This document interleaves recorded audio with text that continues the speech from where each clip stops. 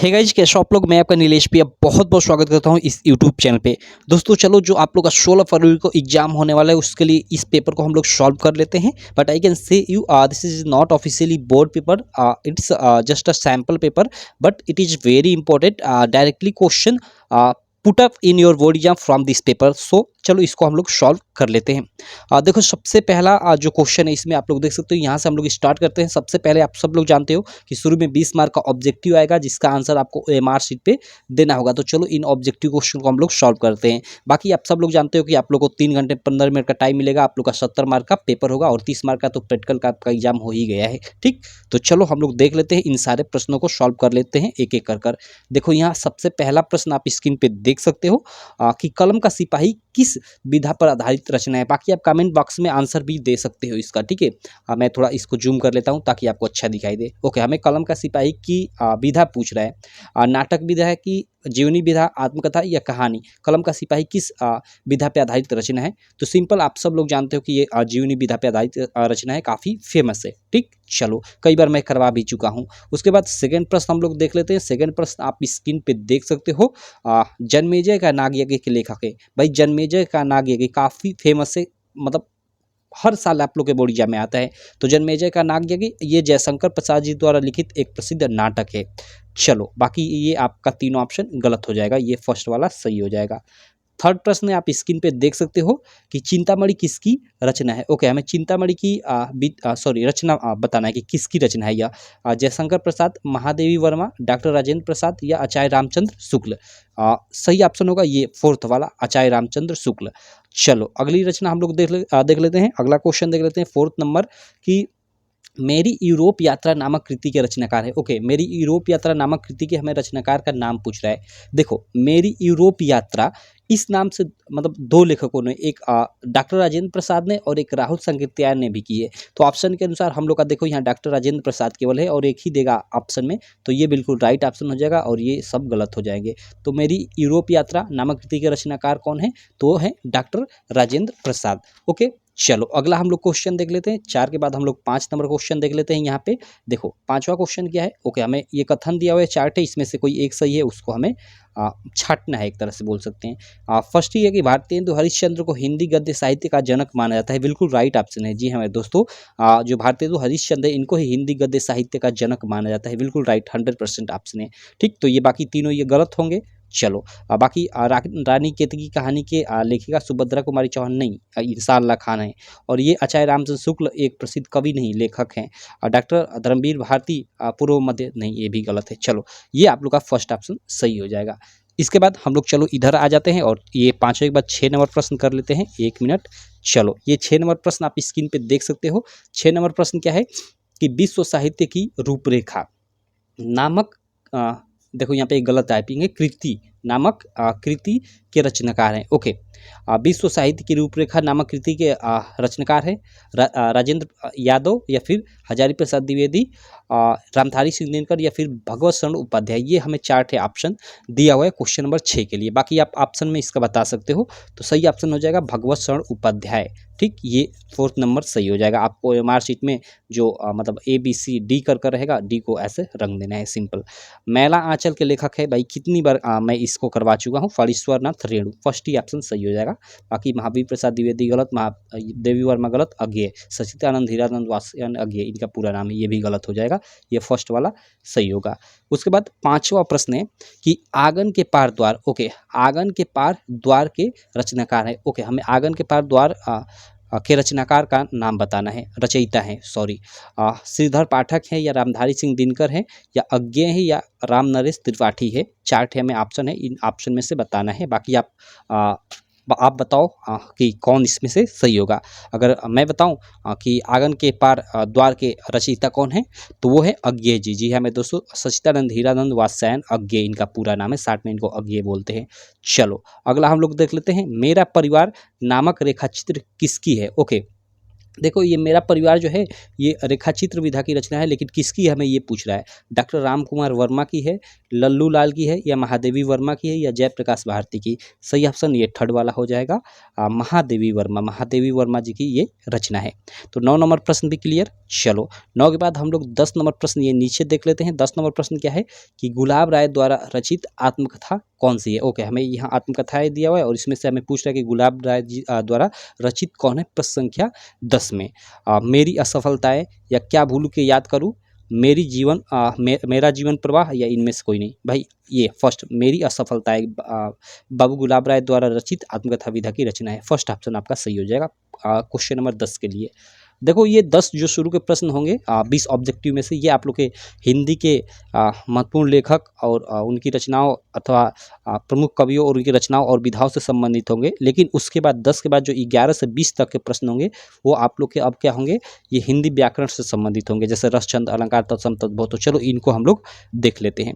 देखो सबसे पहला इसमें ये देखो कि मैं ऐसा महावीर हूँ, पापड़ को तोड़ सकता हूँ, अगर आ जाए गुस्सा तो कागज को मोड़ सकता हूँ। ये कैसा महावीर है भाई।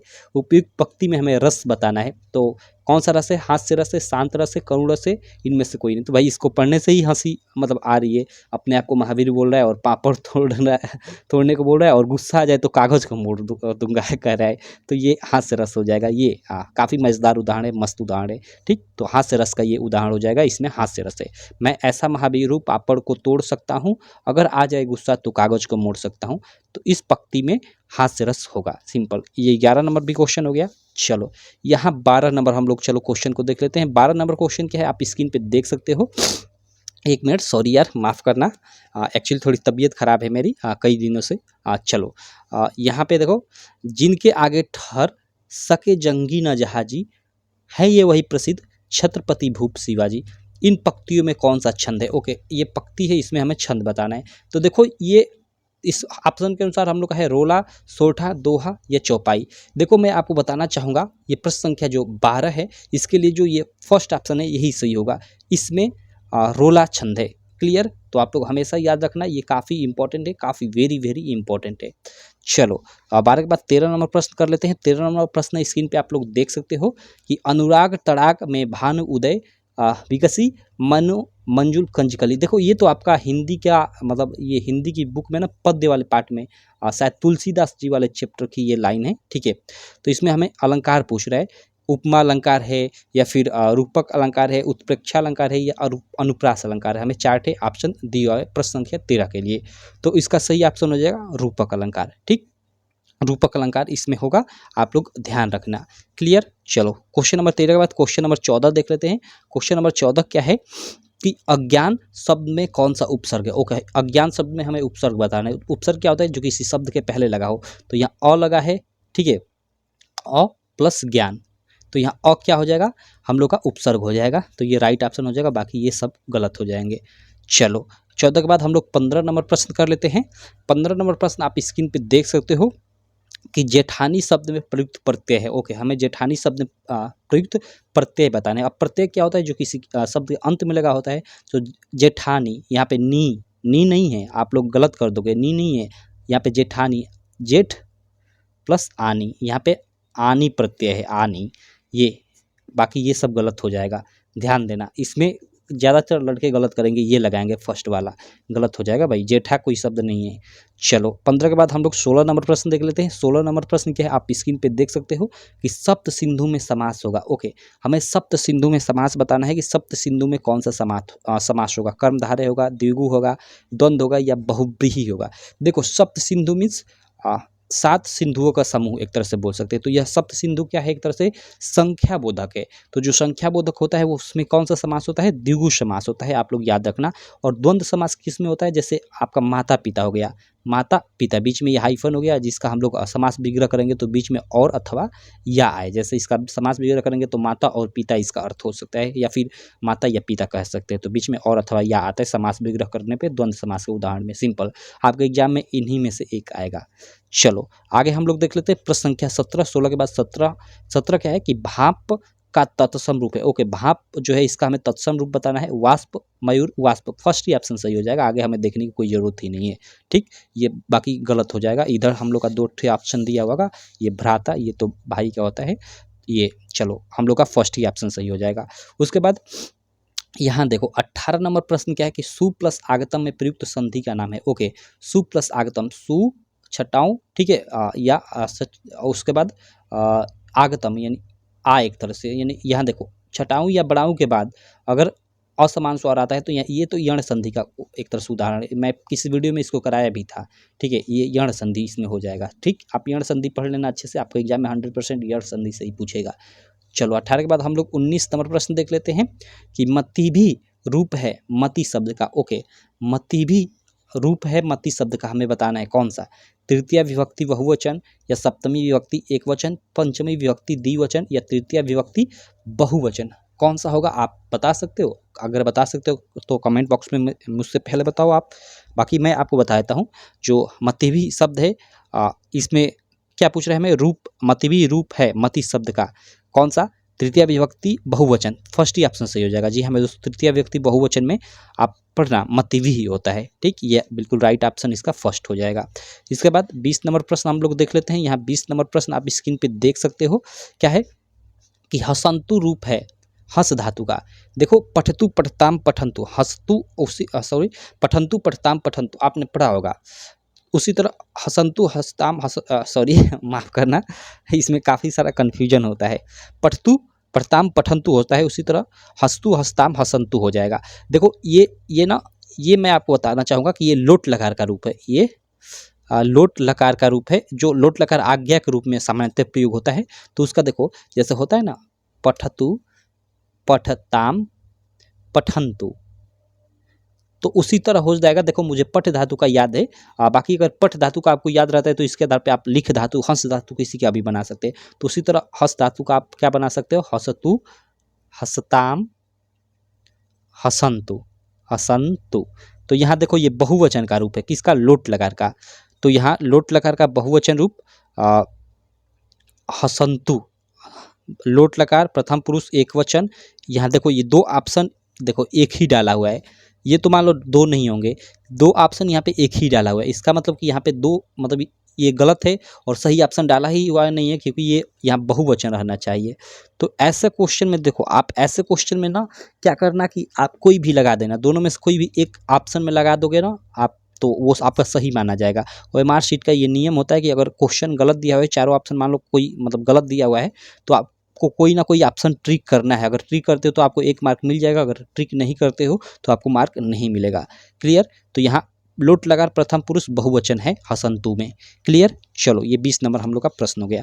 अब देखो इसके बाद आप लोग का सब लोग जानते हो कि आप लोग के मतलब सेकेंड पार्ट होगा वर्णात्मक प्रश्न, उसमें 50 मार्क के सब्जेक्टिव होंगे, जिनका आंसर आपको मतलब जिसमें संदर्भ व्याख्या से संबंधित प्रश्न होंगे, निबंध से संबंधित प्रश्न होंगे, बहुत सारे प्रश्न होंगे, तो उनका आपको नॉर्मली कॉपी पे आंसर लिखना होगा। तो चलो उसको मैं छोड़ता हूँ, आप संदर्भ व्याख्या पढ़ते रहना। यहाँ मैं आपको श्लोक कई वीडियो से नहीं करा रहा हूँ, यहाँ 3 इंपॉर्टेंट श्लोक करा देता हूँ, क्योंकि 2 मार्क का निश्चित श्लोक आप लोग के बोर्ड में आएगा ही आएगा, ये निश्चित है, निश्चित वाला क्वेश्चन। तो चलो यहाँ 3 थे काफ़ी इंपॉर्टेंट श्लोक है, मैं आपको करवा देता हूँ जिससे आपको याद रहे। और यहाँ देखो मेरा नंबर भी आप ले लो, इसका स्क्रीनशॉट आप ले लो। ठीक है, आप क्या करना कि आपका पेपर होगा ना, तो आप जैसे 16 फरवरी को आपको हिंदी का पेपर होगा, जिस दिन आपका पेपर होगा तो उसका PDF बनाकर इस व्हाट्सएप पे आप भेजते रहना। ठीक, आप सब लोग भेजना। ठीक है, क्योंकि सारे कोड का मुझे चाहिए पेपर। आप सब लोग जानते हो कि पूरे यूपी में लगभग 7 कोड का पेपर होता है, तो आप जिस भी ज़िले से हो अपने अपने ज़िले का इस नंबर पे भेज सकते हो। इसका स्क्रीनशॉट लेकर आप रख लो। चलो यहाँ मैं आपको एक एक अब बता देता हूँ, यहाँ से मैं 1 मिनट। यहाँ देखो फर्स्ट श्लोक क्या है, ये तीनों काफ़ी आसान श्लोक है, इसी को मैंने पुटअप किया है जिससे आपको आसानी से याद हो जाए। फर्स्ट श्लोक क्या है कि मरणम मंगलम यत्र विभूतिश विभूषणम कौपी नियत्र कौशयम सा काशिकेन मियते, ये फर्स्ट है, मतलब फर्स्ट ये श्लोक है। इसका अर्थ अगर आप जानना चाहो तो मरणम मंगलम यत्र विभूतिश विभूषणम, मतलब जहाँ मरना है यानी मृत्यु को प्राप्त करना है वो क्या है, मंगलकारी है। और जहाँ की जो विभूति है वो भी क्या है, आभूषण के समान है। जहाँ की साड़ियाँ या अथवा लंगोट जो है काफ़ी रेशमी है, उस काशी की प्रशंसा ही किया जाए, इसका अर्थ है। ठीक, तो इसको आप एक याद कर लेना, एक ये याद कर लेना, काफ़ी आसान है कि बंधन मरणो वापि जय वापि पराजय, बंधन हो अथवा मरण हो, जय हो अथवा पराजय हो, उभयत्र समो वीर, मतलब इन दोनों जगहों पे जो वीर होता है, वीरता के समान वीर भावो ही वीरता, मतलब वीरता के समान ही भावना रखना वीरता कहलाता है, सिंपल। तो ये आप लोग का सेकेंड एक तरह से श्लोक हो गया। और थर्ड श्लोक ये याद कर लेना, काफ़ी आपका मतलब आसान तीनों है कि ये तो आपको याद ही होगा, 5वीं कक्षा से ही आप पढ़ते आ रहे हो कि सर्वे भवन्तु सुखिनः, सर्वे सन्तु निरामया, सर्वे भद्राणि पश्यन्तु मा कश्चित् दुःख भाग् भवेत्। ये 3 आपके श्लोक हो गए, तीनों आप याद कर लेना, क्योंकि आपके एग्जाम में आप जानते हो कि 2 श्लोकों में आपको अथवा कर और संदर्भ हिंदी अनुवाद से रिलेटेड प्रश्न भी पूछेगा। तो आपकी भाग्य खराब रही, इन्हीं तीनों में से आप लोग का 2 थे दे दिया, तो मान लो एक एक्स्ट्रा आपको याद रहेगा तो आप लिख लोगे। क्लियर? तो आप लोग इसको ध्यान देना। बाकी आपको जीवन परिचय किसका किसका याद करना है, तो जीवन परिचय आपको गद्य में जयशंकर प्रसाद का और आचार्य रामचंद्र शुक्ल का 2 का ही याद कर लेना, आपके एग्जाम में 100% फंस जाएगा। और पद्य वाले पार्ट में आप लोग देखो, तुलसीदास का याद कर लेना, सूरदास का याद कर लेना और महादेवी वर्मा का याद कर लेना, 3 थे इनका याद कर लेना, और एक आप अपने हिसाब से देख लेना, एक और किसी का याद कर लेना, वो भी आपके एग्जाम में 100% फंस जाएगा। ठीक, बाकी देखो इस बार जो निबंध है ना, आप लोग के एग्जाम में नए पैटर्न के अनुसार निबंध 9 मार्क में आएगा, तो निबंध पे आप लोग ध्यान देना, 9 मार्क बहुत ज़्यादा होता है। पीछे 6 मार्क में आया करता था, लेकिन इस बार 9 मार्क में आएगा। क्लियर? तो निबंध जैसे देश प्रेम है, देश प्रेम पे हमेशा आता है, तो देश प्रेम पे आप लोग तैयार कर लेना, या फिर यातायात के साधन पे तैयार कर लेना, पर्यावरण प्रदूषण पे तैयार कर लेना, आपके एग्जाम में 100% वो फंस जाएगा। तो ये मतलब इस वीडियो में हम लोग इतना ही रहने देते हैं। आशा करता हूँ कि ये छोटी सी वीडियो आपको काफ़ी अच्छी लगी होगी। वीडियो अच्छी लगी तो यार चैनल को सब्सक्राइब कर देना, वीडियो को लाइक कर देना और अपने सारे दोस्तों में इस वीडियो को शेयर भी कर देना। मैं मिलता हूँ आपसे इसी प्रकार की नेक्स्ट वीडियो में। तब तक के लिए थैंक यू।